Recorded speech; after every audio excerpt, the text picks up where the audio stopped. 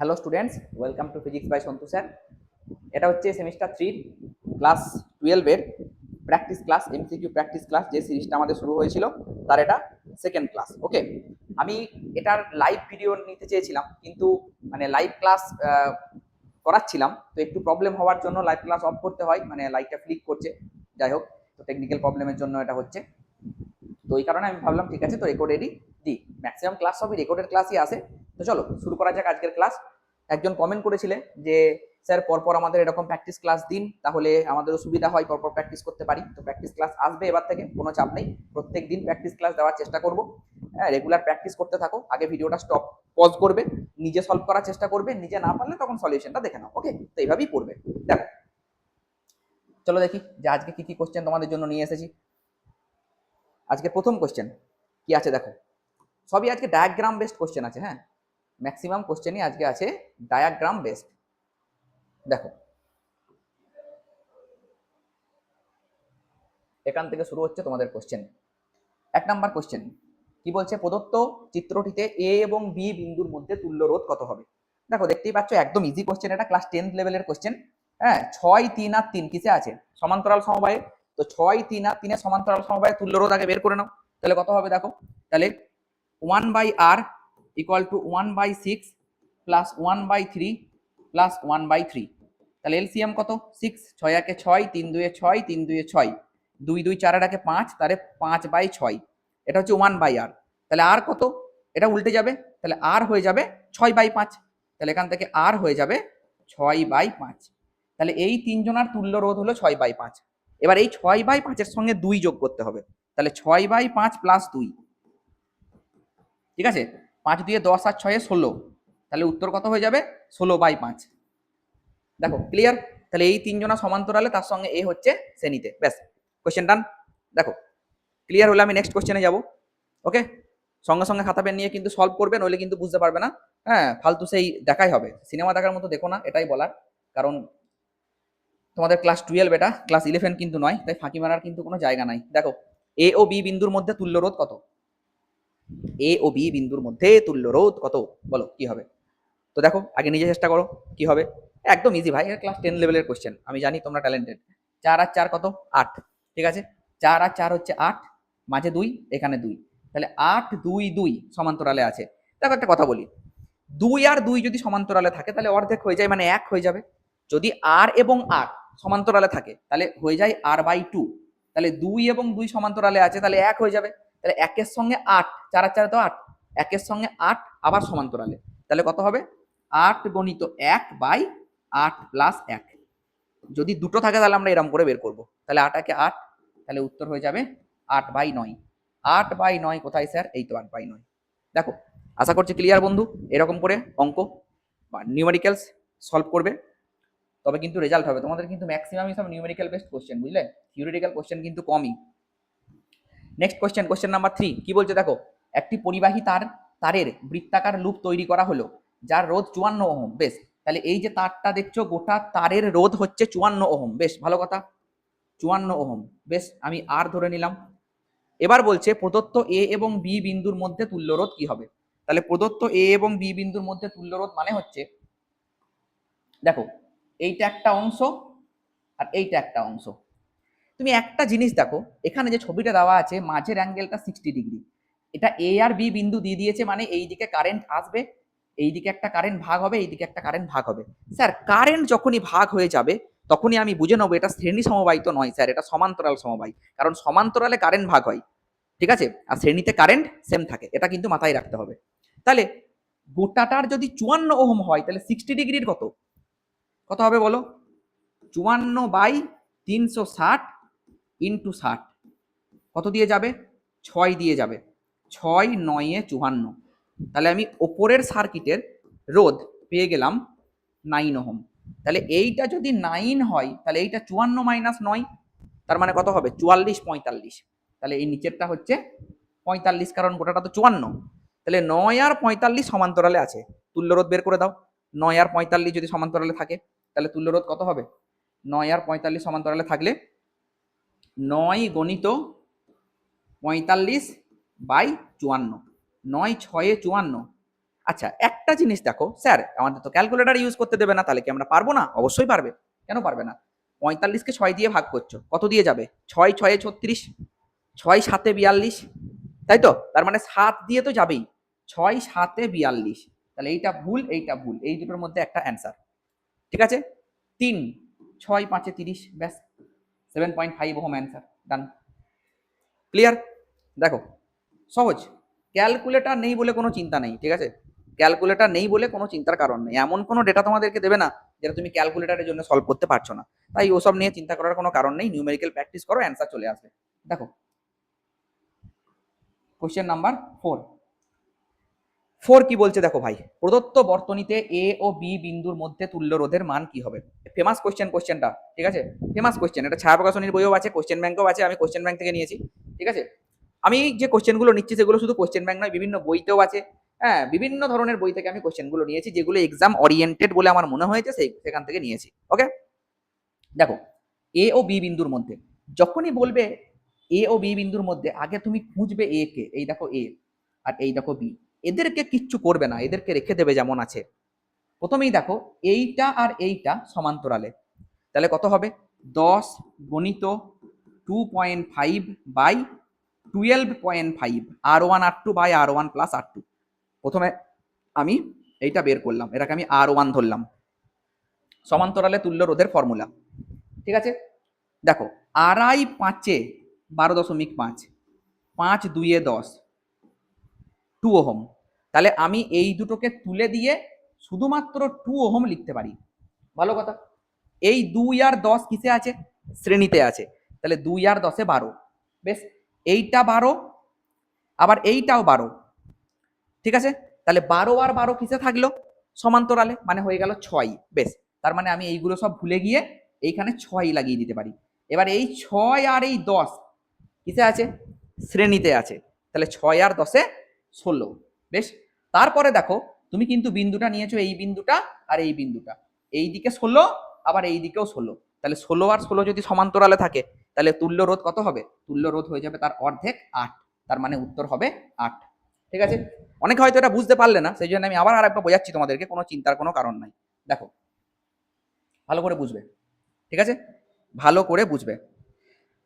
প্রথমে 10 আর আড়াই সমান্তরালে, এইটা তোমরা সবাই বুঝতে পেরেছো, এটাতে তোমাদের কোনো আপত্তি নাই। বেশ, তাহলে 10 আর আড়াই যদি সমান্তরালে হয় তাহলে এইখান থেকে আসতে 2 ওহম, তার মানে তুমি ধরে নাও এইটা নেই, এইটা হয়ে গেল 2। বেশ, 2 আর 10 কিসে আছে? শ্রেণীতে, তাহলে 10 আর 2 কত হলো? 12, এইটুকু বুঝতে পেরেছো। বেশ, এবার দেখো এই দিকের 12 আর এই দিকের 12 কিসে আছে?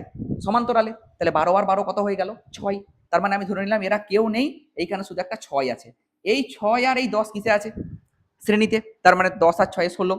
বেশ, এই দিকের একটা 16 আর এই দিকের একটা 16, দুজনা কিসে আছে? সমান্তরালে, তাহলে 16 আর 16 হয়ে গেল 8, মুখে মুখে হয়ে যাবে। ঠিক আছে, একটু শুধু মন দিয়ে ভিডিওটা দেখবে। ওকে, তারপরে নেক্সট কোশ্চেন দেখো,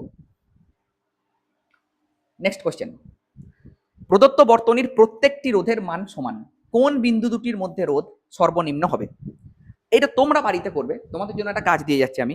ঠিক আছে, কার রোধ সর্বনিম্ন হবে, তার মানে তুমি একবার এই দুজনার মধ্যে রোধ বের করবে, একবার এই দুজনার মধ্যে রোধ বের করবে, একবার এই দুজনার মধ্যে রোধ বের করবে, তিনটে রোধ বেরোবে। একটা রেজিস্ট্যান্স বিটুইন আর পি, একটা রেজিস্ট্যান্স বিটুইন আর কিউ, আর একটা রেজিস্ট্যান্স বিটুইন আর পি আর কিউ, আর একটা হচ্ছে পি কিউ।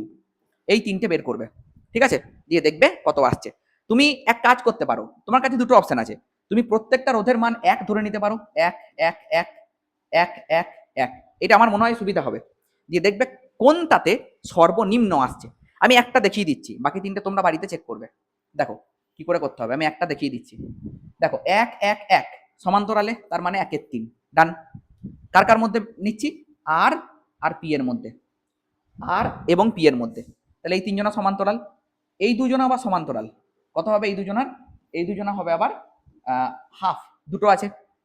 এই হাফের সঙ্গে এই 1 শ্রেণীতে, এই হাফের সঙ্গে 1 হচ্ছে শ্রেণীতে, তাহলে হাফ প্লাস 1 মানে 3 এর 2। এবার এই গোটাটা 3 এর 2 আর এইটা 1 এর 3, তাহলে 3 এর 2 প্লাস 1 এর 3 আবার কিসে আছে?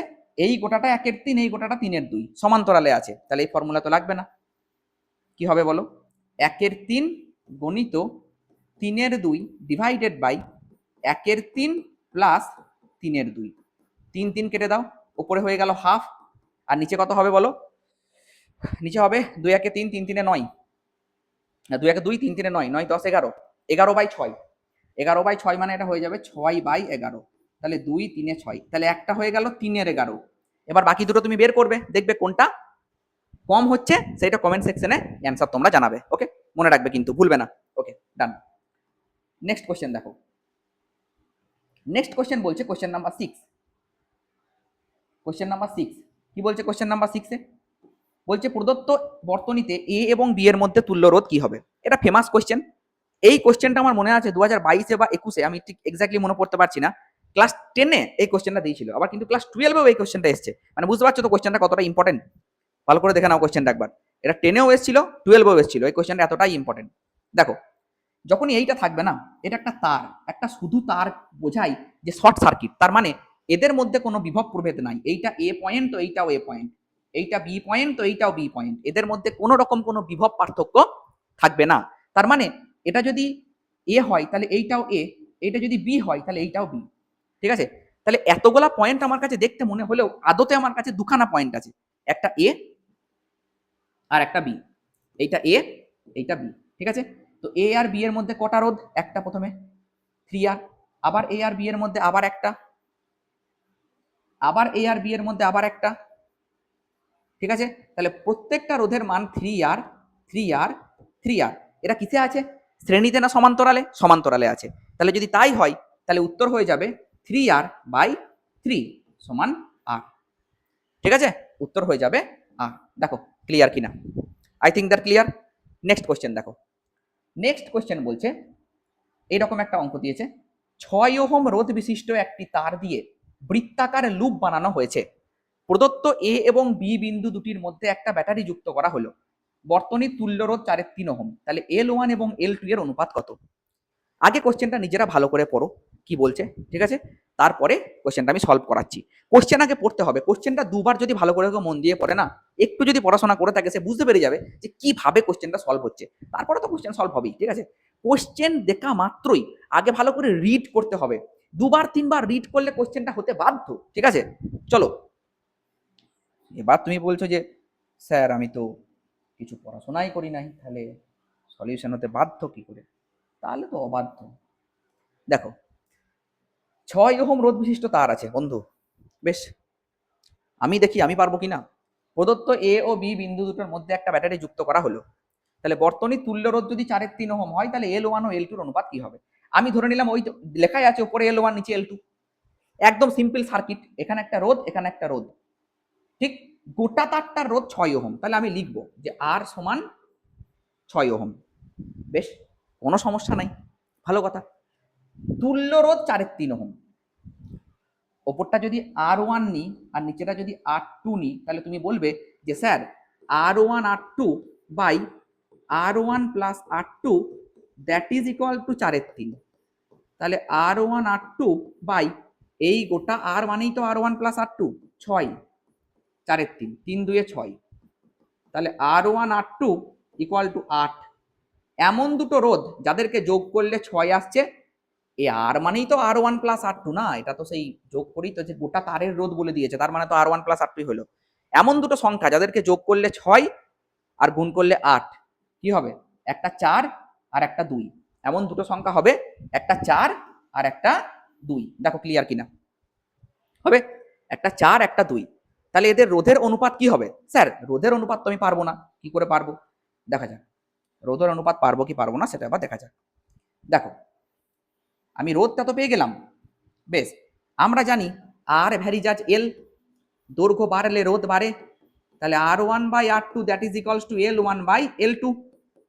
R1/R2 কত? R1/R2 4/2 আর L1/L2।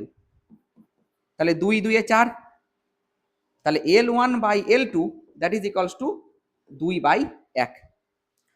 একটা জিনিস আমি ভুল করেছি। কি ভুল করেছি বলো তো বাবা?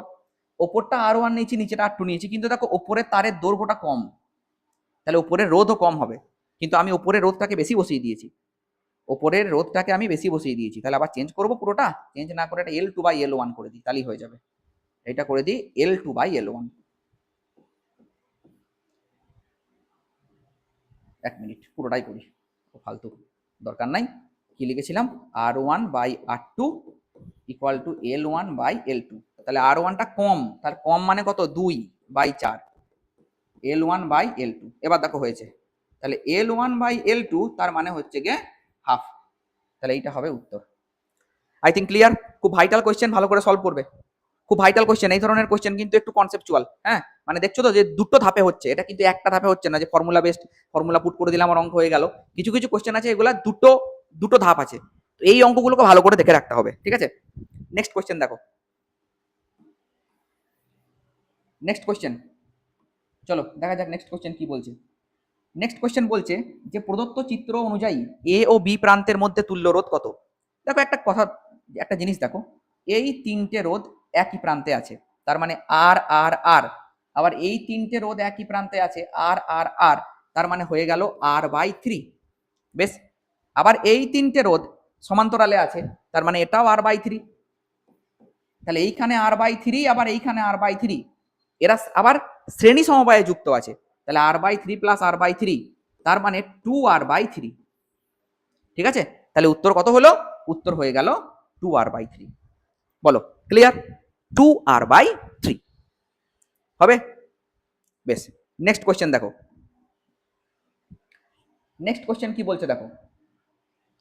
আচ্ছা, নেক্সট কোয়েশ্চেন আছে ক্যাপাসিটারের। আচ্ছা, ক্যাপাসিটার থেকে না হয় আমরা নেক্সট ভিডিওতে সলভ করব, এখানে একটু এখান থেকে এবার অন্য কনসেপ্টের উপরে আছে। প্রত্যেকটা ভিডিও যেহেতু আমার ছোট ছোট ডিউরেশনের হয়, হ্যাঁ 15 মিনিট, 16 মিনিট, 20 মিনিট, তো এই এই 9 নম্বর কোয়েশ্চেন থেকে আমরা নেক্সট ভিডিওতে সলভ করব। ওকে, তো চলো দেখা হচ্ছে নেক্সট ভিডিওতে। আর ক্লাসগুলো কেমন লাগছে অবশ্যই কমেন্ট সেকশনে জানাবে, তাহলে আমি তোমাদের জন্য কিন্তু পরপর এরকম প্র্যাকটিস ক্লাস নিয়ে আসবো। ওকে, একদম এক্সাম ওরিয়েন্টেড কোয়েশ্চেন নিয়ে আসবো। চলো দেখা হচ্ছে নেক্সট ভিডিওতে 9 নাম্বার কোয়েশ্চেন থেকে, কোয়েশ্চেন নাম্বার 9 থেকে। আর তোমরা অবশ্যই বাড়িতে একবার ট্রাই করো, যদি পারো তো ভালো কথা, নইলে আমি তো নেক্সট ভিডিওতে এগুলো সলভ করিয়েই দেবো। ওকে।